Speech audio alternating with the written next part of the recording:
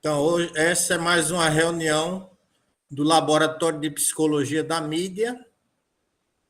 Então, Bela hoje vai apresentar como escrever um projeto para o Comitê de Ética em Pesquisa.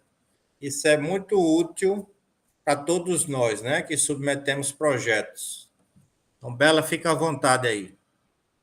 Pronto, todo mundo vendo tudo ok? Todo mundo me ouvindo ok? Então vamos começar. Não é uma aula muito extensa, até porque, tipo, sendo bastante honesta, escrever o projeto para o Comitê de Ética não é algo tão difícil, é mais algo que você tem que conhecer as burocracias. Então, você sabendo o que precisa ser submetido junto com o projeto, o que precisa conter no projeto, normalmente você não vai ter muito problema. E daí essa aula foi baseada tanto nos tópicos que eles pedem na própria plataforma, quanto que a gente vai aprendendo com o tempo, com esse contato com o Comitê de Ética. Então, sem se estender muito nesse começo, vamos começar com a primeira pergunta: por que que é necessário fazer uma submissão para o comitê de ética? Então, por que que eu preciso submeter minha pesquisa antes de iniciar ela? Porque é necessário que haja uma avaliação se sua pesquisa segue as diretrizes para estudos com seres humanos no contexto brasileiro. Então, apesar de existirem diretrizes internacionais mais gerais relacionadas ao que você pode fazer e não fazer numa pesquisa com seres humanos, também com animais, mas nesse caso aqui da gente é com seres humanos, cada país tem as suas normas, as suas resoluções. A nossa é a mais recente é a 510/16, mas se eu não me engano, passou uma nova agora esse ano, só que ela ainda não está em vigência. Tanto que quando você entra lá na plataforma Brasil, ainda parece que eles ainda estão fazendo, trabalhando no tramite dessa nova resolução. E aí sim, depois que ela for oficialmente tramitada, é assim que fala, eu acho que sim, eles vão fazer as alterações na plataforma. Então, basicamente, a gente vai submeter esse projeto para que um comitê de ética relacionado à sua instituição, à instituição de um dos pesquisadores envolvidos nessa pesquisa, avalie se o que você está propondo está indo de acordo com essas diretrizes do contexto brasileiro. E aí, como é que a gente começa? Óbvio que tudo começa com a ideia, né? Então, uma das vantagens também de quando você está escrevendo o projeto para o comitê de ética é porque vai ser provavelmente a primeira vez que você vai colocar a sua ideia no papel. Então, ajuda a gente a organizar, né? Eu quero coletar essas variáveis, organizar nesses estudos, mas como é que a gente começa depois que a gente já tem a ideia base? A gente vai começar, obviamente, escrevendo o nosso projeto. Meio bobo, eu sei, mas é porque tem uma série de passos. A gente tem que escrever o projeto, juntar uns documentos que a gente vai falar depois, e aí submeter colocar as coisas na plataforma. Enfim, tem todo um processo que começa na escrita do projeto. E não necessariamente, se o seu estudo, se a sua pesquisa, no caso, tiver múltiplos estudos, não necessariamente você precisa escrever um projeto para cada estudo. Muito pelo contrário. Essa é uma recomendação já de cara. Se, por exemplo, quem está no mestrado, no doutorado, ou até mesmo quem quer fazer um PCC um pouco mais ambicioso e quer fazer mais de um estudo, então, um correlacional, um experimental, ou dois experimentos, você pode incluir dentro de um projeto só todos esses estudos, só respeitando algumas questões que a gente vai falar logo. Então, a gente vai começar a escrever o projeto e os tópicos necessários para esse projeto vão ser, a gente vai falar cada um já já, mas passando por cima. Resumo palavra-chave, introdução e referencial teórico, objetivos específicos, relevância, método, desfecho primário e secundário, resultados esperados, riscos e benefícios, orçamento, cronograma, referências e anexos. E aí a gente vai passar um de cada vez agora. E aí o resumo não é lá muito diferente de qualquer resumo que normalmente a gente faz para congresso ou então para um artigo. É um resumo simples onde você sumariza o seu estudo, com a diferença de que dessa vez, normalmente quando a gente está escrevendo um resumo para um congresso ou para um artigo, a gente escreve no tempo passado, né? Porque a gente já fez essa pesquisa. Aqui não, a gente não vai falar de resultados, obviamente, porque ainda não tem resultados, e a gente vai estar se referindo a tudo no tempo futuro. Então, por exemplo, para tal objetivo, serão realizados três estudos. O primeiro analisará evidências de validade e fidedignidade da escala tal, tal, tal. Peguei só um trechinho de um projeto que eu tenho que já passou pelo comitê de ética. Então, vai ser aquela organização de sempre. Você fala um pouquinho do seu tema, fala qual vai ser seu objetivo, fala quais são os estudos que você pretende fazer, a amostra que você pretende coletar e os resultados que você espera. E as palavras-chave vão ser aquelas palavras que definem suas variáveis principais. Depois você faz o seu resumo, você vai passar para a sessão de introdução e referencial teórico, que eu recomendo fazer as duas coisas juntas. E aí não precisa ser algo muito extenso.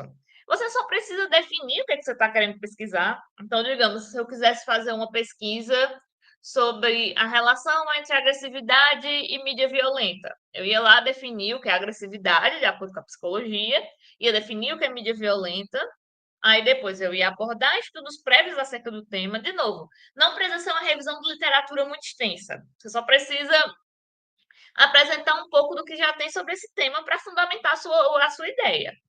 Aí você vai apresentar a importância do seu estudo, então, o que é que tem de diferente no que você está propondo e o que justifica a criação, o desenvolvimento desse estudo.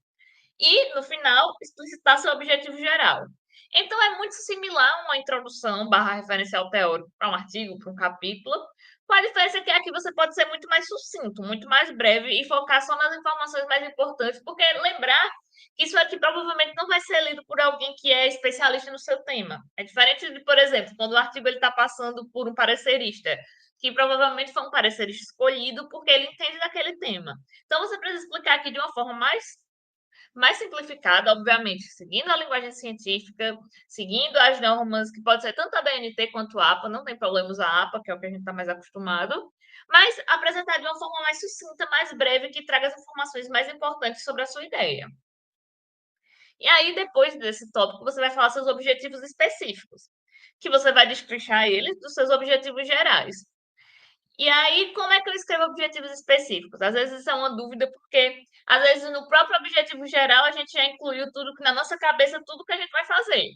Mas aí a gente pega as variáveis de interesse e o nosso objetivo geral e vai destrinchar ele em objetivos específicos menores. Então, por exemplo, se o nosso objetivo geral for observar a relação entre mídia violenta, agressão e comportamento prossocial, alguns exemplos de objetivos específicos seriam investigar diferenças de gênero. Então, será que homens e mulheres vão pontuar diferente nessas variáveis?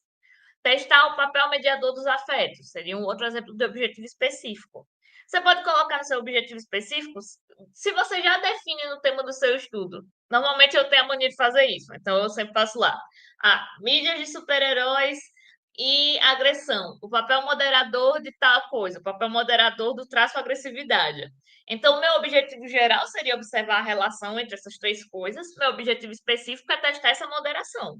Então, esses seriam alguns exemplos de como escrever os objetivos específicos. Próximo tópico é a relevância, que de novo você vai ressaltar qual é a importância de realizar a sua pesquisa especificamente. Então, não é a importância desse tema, é a importância da sua pesquisa, do seu estudo específico. E aí, por exemplo, aqui é o que eu usei nesse projeto, acho que foi no projeto da minha tese, se eu não me engano.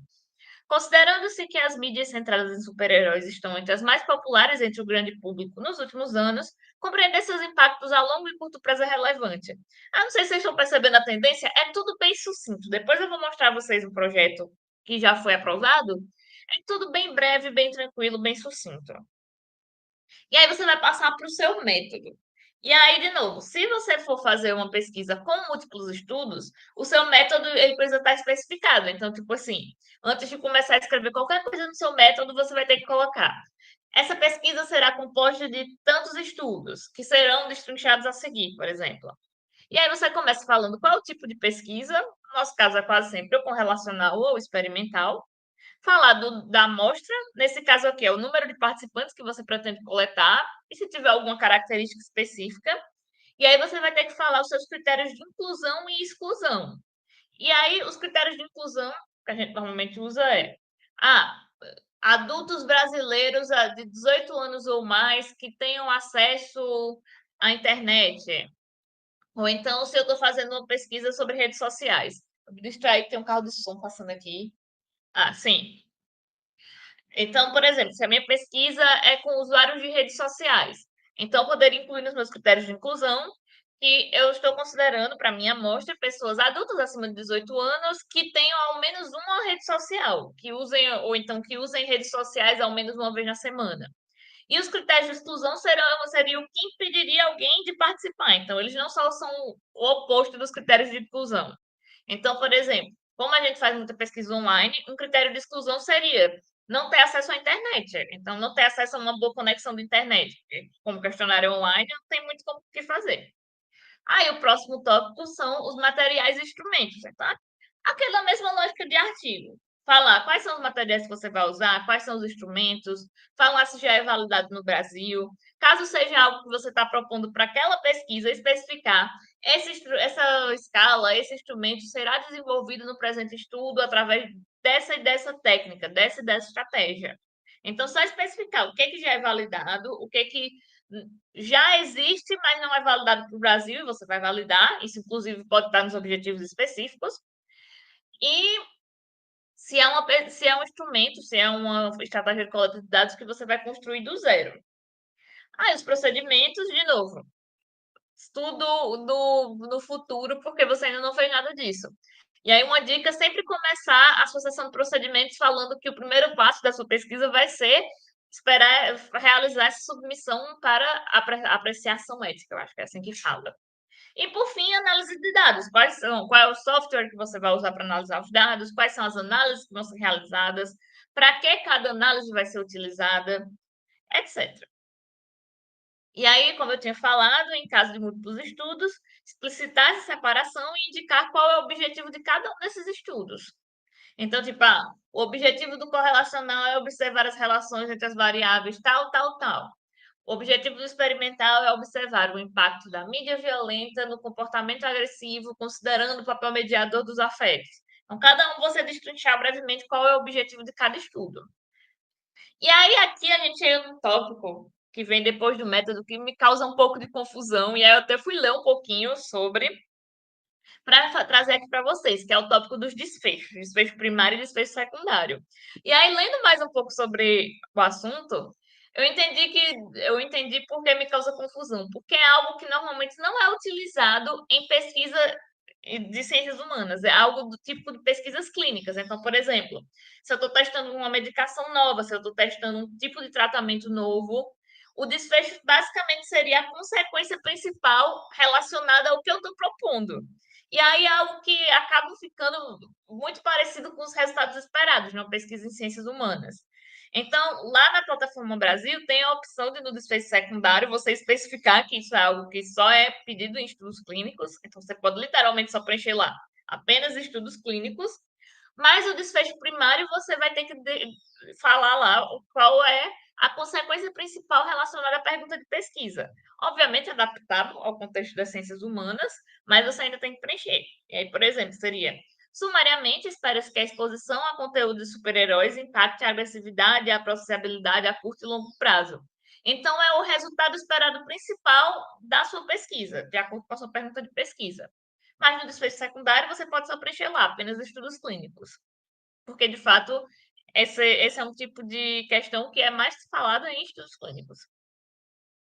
E aí, similar a isso, que é o que eu estava falando, são os resultados esperados. Que é, com base nos objetivos que você propôs, sempre lembrar disso, os seus resultados esperados, eles têm que retornar ao seu objetivo geral e específico e as análises que você propõe. Então, com base nisso, o que é que você espera encontrar? E também, obviamente, com base na literatura, né? Porque você não só pensou com as vozes da sua cabeça que aquilo ia acontecer. Então, um exemplo de seção de resultados esperados seria: espera-se que o consumo de mídia de super-heróis apresente impactos a longo e curto prazo na agressividade e na processabilidade. Esse aqui era meu objetivo geral, observar essa relação e, de acordo com a literatura e com esse objetivo, esse é o resultado que eu espero. Além disso, é esperado que as atitudes frente a super-heróis, os afetos e a empatia medeiem essas relações. E aí, a próxima sessão é a sessão de riscos.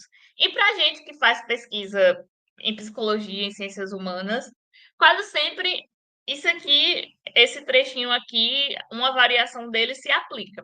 Porque toda pesquisa tem riscos. Então, você não pode preencher lá, essa pesquisa não possui riscos. Então, você tem que preencher alguma coisa. Mas aí, normalmente, o que a gente coloca é riscos mínimos semelhantes aos enfrentados no dia a dia. Cansaço e desgaste mental pela duração do questionário. Mas você não pode preencher lá pesquisa sem riscos, porque tudo que a gente faz na vida tem risco. Eu respirar, eu tenho o risco de, sei lá, minha garganta ficar seca e eu me engasgar. Então, você tem que preencher alguma coisa. Esse trechinho aqui costuma funcionar bem, alguma variação dele. E aí eu recomendo também, por experiência, em caso de temas sensíveis da pesquisa, então, sei lá, se você está fazendo uma pesquisa, por exemplo, sobre violência contra a mulher, especificamente com ex-vítimas de violência, com pessoas que já sofreram esse tipo de violência, você também adicionar a sua seção de riscos, falar sobre isso. Então, tipo, o tema da pesquisa também pode causar gatilhos emocionais, considerando o público-alvo proposto, alguma coisa nesse sentido. E aí vem outra seção que às vezes causa um pouco de confusão, que é a seção de benefícios.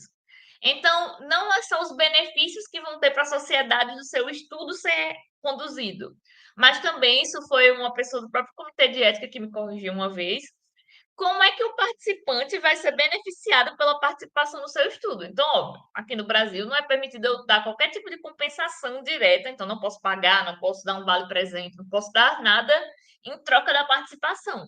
Mas eu tenho que especificar como é que ele vai ser beneficiado por essa participação. E aí, um exemplo do que eu costumo colocar, aí vocês podem adaptar isso para os seus devidos temas, é: os benefícios em auxiliar na coleta de dados são relacionados a contribuir para uma melhor compreensão desses fenômenos por parte da psicologia, possibilitando a atuação na comunidade mais eficaz. Adicionalmente, o participante terá acesso à informação sobre temas abordados. Então, teve tanto os benefícios para a sociedade, quanto o benefício para o participante, que no nosso caso, o benefício que a gente tem para ele sempre é só acesso à informação. Então, desde que esse chamaria de parecerista do comitê de ética, acho que isso cabe nesse caso. Desde que ele me apontou a isso, eu acabei pegando esse costume de sempre no final do questionário colocar um link. Então, nesse link aqui você pode ter acesso a um artigo sobre o tema, falar um pouquinho sobre o tema no final do questionário. Seria uma forma do participante ter algum benefício, que é acesso à informação. E aí, o próximo tópico é o orçamento, onde você vai falar sobre os materiais que serão adquiridos para a sua pesquisa. Ah, Bela, quer dizer que se eu vou colocar lá meu orçamento, o comitê de ética vai me dar dinheiro? Não, não vai, infelizmente. E você também não pode deixar sem preencher. Isso também foi outra coisa que eu aprendi na marra. Porque como eu não entendia porque precisava colocar, uma vez eu só deixei sem orçamento, sem gasto, tem uma opçãozinha lá para você marcar. Mas aí eles devolvem e dizem que toda pesquisa você precisa adquirir alguma coisa, nem que seja um lápis sequer. Então você tem que preencher um orçamento. E na plataforma, quando chegar nesse tópico do orçamento, vai pedir para você indicar uma instituição como financiadora.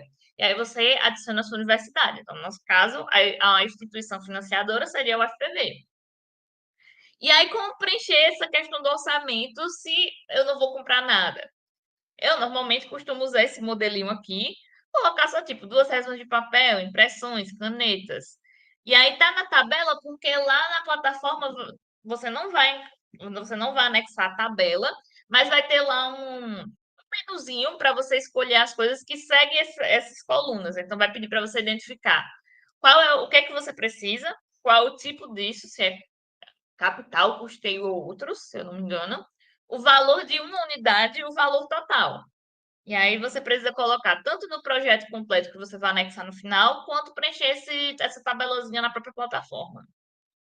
E aí, depois do orçamento, você vai falar o seu cronograma, que são quais são as etapas da sua pesquisa e qual o período que elas são realizadas, que elas serão realizadas, no caso.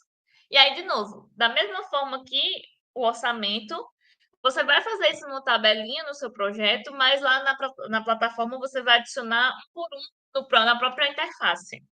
E aí, uma coisa importante é considerar nesse tópico o período de avaliação pelo Comitê de Ética e Pesquisa. Então, tipo, por exemplo, a gente está em agosto agora, né? Digamos que amanhã vocês vão mandar um projeto. Coloque como início da coleta de dados só hoje é agosto, outubro, novembro. Porque pode voltar, pode ter alguma questão nesse processo de avaliação do Comitê de Ética, e aí já me aconteceu isso de voltar do comitê de ética, e aí eu não me atentei que lá no cronograma já era para ter começado a coleta de dados, mas ainda não tinha começado. E aí voltou de novo porque estava errada essa informação. Então, sempre que voltar para você fazer alguma correção, checa o seu cronograma e vê se as coisas ainda estão no lugar. Aí eu costumo sempre deixar esses 2, 3 meses de sobra, entre aspas, para não ter que fazer essa correção, porque a gente acaba esquecendo na correria. E aqui é só um exemplo de como organizar isso no seu projeto completo. Aí aqui, maio 22, organização da base teórica e bibliográfica, submissão. Aí de junho a outubro, possíveis ajustes, elaboração da execução do estudo 1, coleta de dados do estudo 1. Teve aqui de junho a outubro, eu tinha desse tempo todinho para fazer os ajustes e iniciar a coleta de dados. E aí é só seguindo o processo. A única diferença daqui é que lá eles vão pedir para você colocar a data dia, mês e ano. Então, eu costumo colocar no projeto completo mês e ano, mas lá você precisa preencher o dia também. Então, se vocês quiserem colocar já aqui dia, mês e ano de início, fica à vontade, já facilita a sua vida. E aí vamos aos anexos. Lógico que aqui depois, esse que estava lá no começo, mas eu não coloquei aqui, que depois do orçamento você vai anexar suas referências, de novo. A BNT, o APA, creio que eles também devem aceitar Vancouver, nunca tentei porque eu nunca usei, mas não importa a norma que você escolha, desde que você siga essa norma. Então, lá no final, você apresenta todas as suas referências, tudo certinho de acordo com a norma, e aí depois vai ter os anexos. O que são os anexos? Qualquer documento que seja relevante para a sua pesquisa. E aí tem duas coisas que todos nós precisamos e tem uma coisa que vai depender. Então, o termo de consentimento livre esclarecido, junto com o cronograma, é a coisa que é uma das coisas que mais pode fazer o seu projeto voltar. Ou seja, você acertar nele logo de cara já vai lhe livrar de uma dor de cabeça. Então, nunca esqueça de anexar o termo de consentimento livre esclarecido. Ele precisa ter tudo. A gente vai falar já já dele e eu vou mostrar um exemplo para vocês. As escalas que você vai usar, então, lógico, se você tiver colocado lá que vai desenvolver uma escala ainda, você não precisa anexar ela. Se ela já estiver pronta e você só não tiver coletado, você anexa, senão não tem problema. Mas aí as outras escalas, as que já são validadas, você vai anexar no seu projeto lá no final.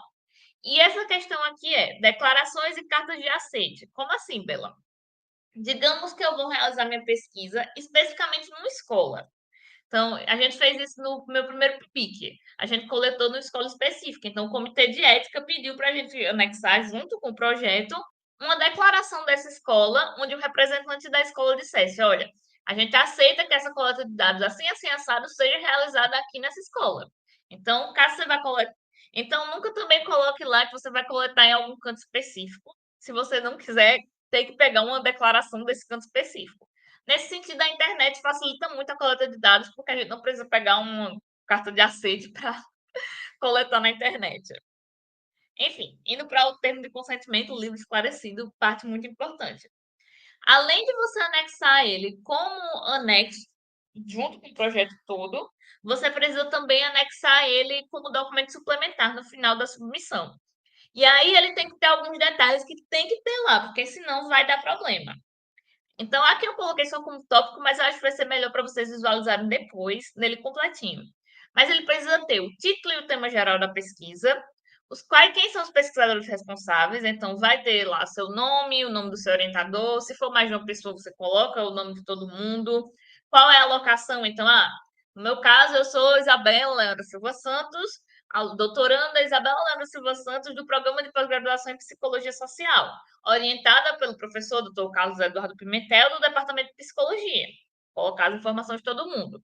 Fala qual o objetivo geral da sua pesquisa, a finalidade dela, quais são os riscos e benefícios, dá detalhes acerca da coleta, então, qual é o tempo médio que a pessoa vai precisar, como é que ela vai participar, então, só respondendo um questionário, vai participando de um experimento assim, assim, assado.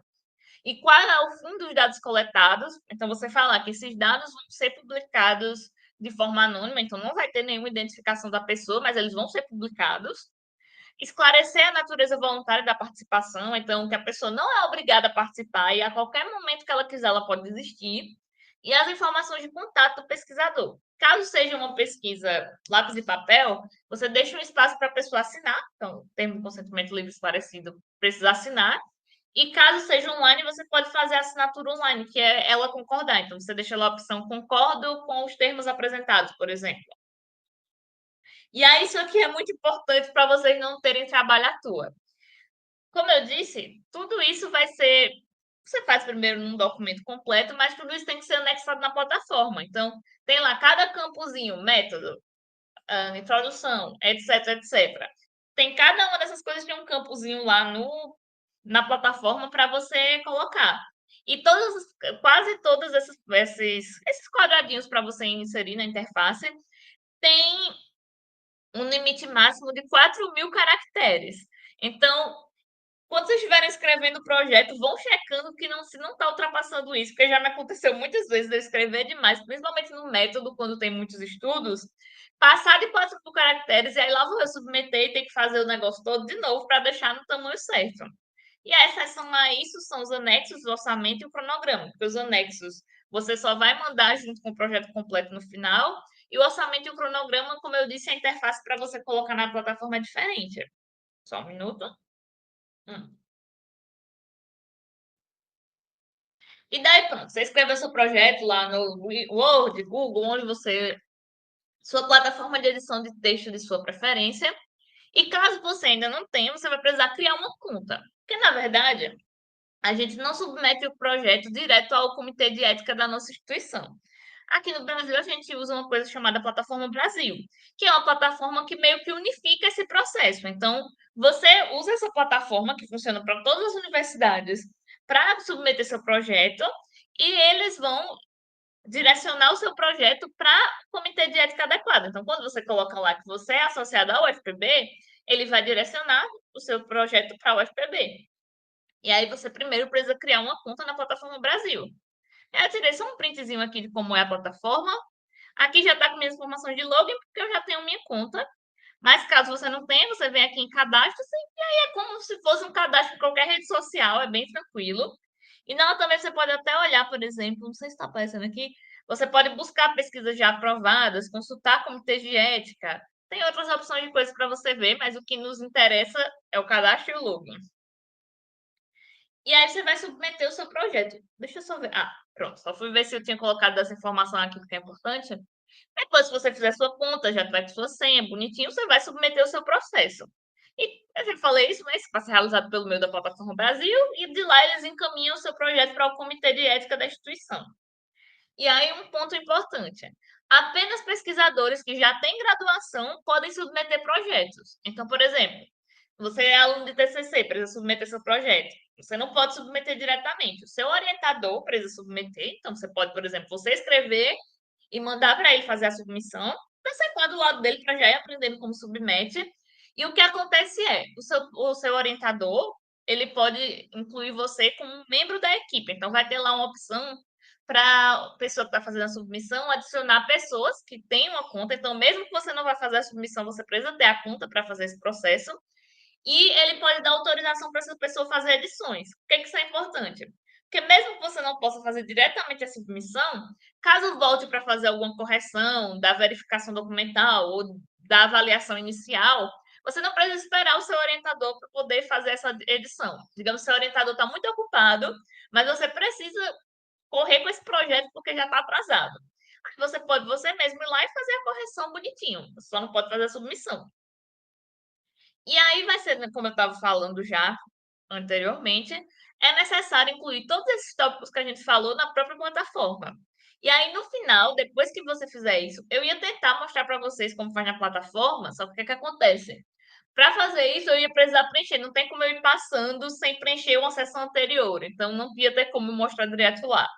Mas o que vai aparecer para você botar todas essas informações que eu falei, página por página. E aí tem outras coisas, como, por exemplo, você escolher a área do seu projeto. Tem umas informações lá também que ficam desconsideradas porque elas são para tipos de pesquisas específicas. Você vai colocar, mas aí você vai colocar todas essas informações que eu falei para vocês. E no final vocês vão anexar também o projeto completo, mesmo que a gente coloque na plataforma, você manda no final o projeto completo, o TCLE e todos os seus outros anexos, que podem ser tanto em Word quanto em PDF. E aí, adicionalmente, isso aqui é outra coisa que pode fazer seu projeto voltar se você não mandar logo de imediato, junto com a primeira submissão.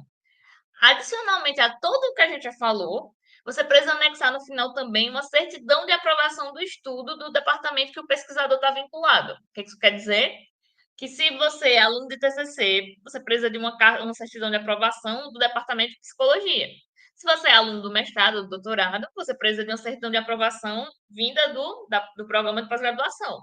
É bem simples você conseguir essa certidão de aprovação. É só você. Normalmente, o procedimento é: você manda um e-mail para a pessoa responsável. Então, no nosso caso do PPGPS, a gente normalmente manda um e-mail para a Denise. Para quem é da graduação e está fazendo TCC, manda um e-mail para a coordenação. E aí você coloca o seu nome, o nome do seu orientador, qual é o título do projeto, anexa uma cópia do seu projeto, e aí eles lhe mandam por e-mail mesmo a certidão de aprovação, a de referendo, já referendada. E aí você anexa esse documento também junto com tudo que eu já falei. E aí, depois de você adicionar todos esses dados, vai ficar disponível na plataforma uma folha de rosto. E essa folha de rosto vai ter um monte de informações do seu projeto e você precisa baixar ela e encaminhar para a assinatura de um representante da instituição. E aí, depois que essa pessoa assinar, você pega esse documento assinado e você vai anexar lá na plataforma. E aí só tem como concluir de fato sua submissão depois que você anexa a folha de rosto assinada. Você pode salvar para não perder, obviamente, porque você vai ter que ir lá, mandar o e-mail para a pessoa, ir falar com a pessoa ao vivo. E depois você volta com ele assinado. E aí pode ser tanto assinatura digital quanto uma assinatura ao vivo e você fazer o PDF do documento impresso. E aí, normalmente, para quem a gente vai para ter essa assinatura da folha de rosto, é para o CCHLA. Então, a gente vai lá, a gente manda um e-mail para a direção de centro, mas aí, ó, varia dependendo de onde você é vinculado. E aí, quanto tempo demora para essa avaliação, Bela? Depende. O que, que vai acontecer? Qual o processo normal? Você vai, submete seu projeto, eles fazem inicialmente uma verificação documental. Então, eles verificam se você adicionou tudo o que precisa. Então, adiciona essa certidão de aprovação, a folha de rosto está assinada no lugar certo, porque, se eu não me engano, você também precisa assinar em alguma das páginas. Ah, você adicionou o TCLE certinho. Então, eles checam esses documentos básicos nos primeiros dias que você submete. Checou, tranquilo, vai entrar lá em avaliação. Aí você vai esperar e o que acontece é, deixa eu ver se eu botei aqui. Não. O que acontece é, normalmente o comitê de ética lá da UFPB, ele se reúne uma vez por mês. E aí, quando tiver essa reunião, o relator vai apresentar o parecer dele, eles vão fazer, e depois que tiver essa reunião para avaliação do seu projeto, isso vai ser adicionado na plataforma. Aí você recebe a resposta. Se você der sorte, ele vai ser aprovado imediatamente. Se você tiver colocado tudo direitinho, tudo bonitinho, vai ser aprovado imediatamente. E eles mandam um parecer para você e confirma que o seu projeto foi aprovado. De qualquer forma, se não, eles vão mandar para você um parecer dizendo o que precisa ser corrigido. E aí você tem que submeter de novo as coisas que eles pediram, destacar no texto do seu projeto o que é que foi, no texto, no arquivo completo mesmo. Então, normalmente eu destaco em vermelho. Destacar as alterações que você fez, anexar também uma carta de correções, então identificar, acerca desse ponto que foi feito no parecer, a gente ajeitou isso, isso e isso. Pode melhor, né? Óbvio.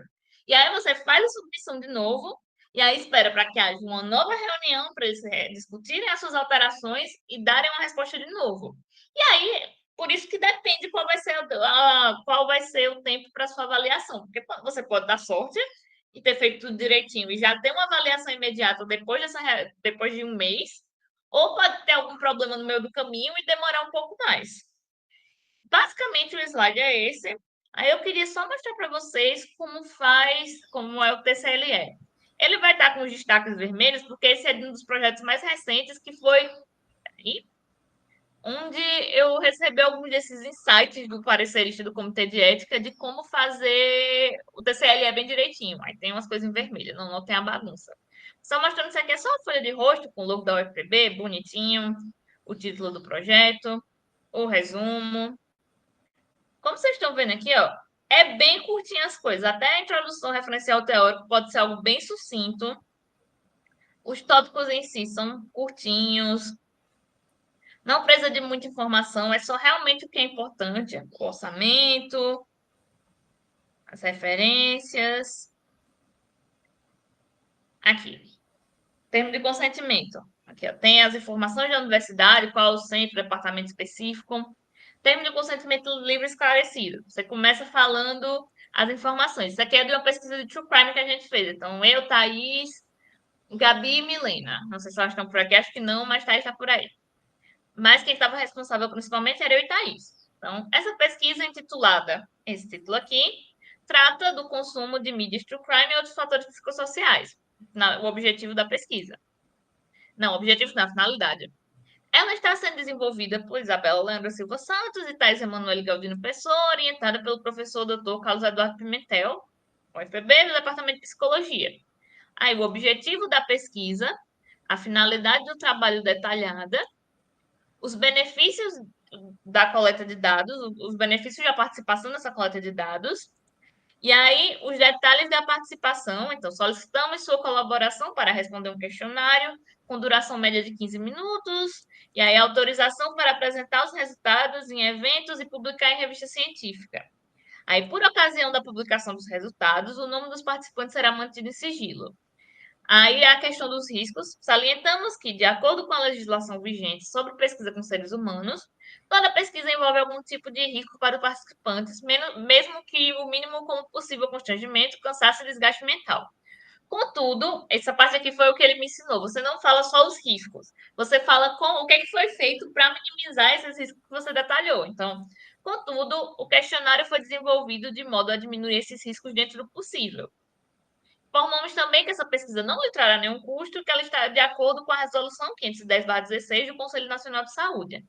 Há esclarecimento que a pesquisa é voluntária, que a pessoa não vai ter nenhuma consequência de não participar e que os pesquisadores estão à disposição para qualquer esclarecimento. Aí o lugar para a pessoa preencher a data, o dia, o mês e assinar. Aí, caso você vá fazer impresso, uma dica é já deixar no questionário impresso a sua assinatura aqui. E as informações dos pesquisadores e do comitê de ética.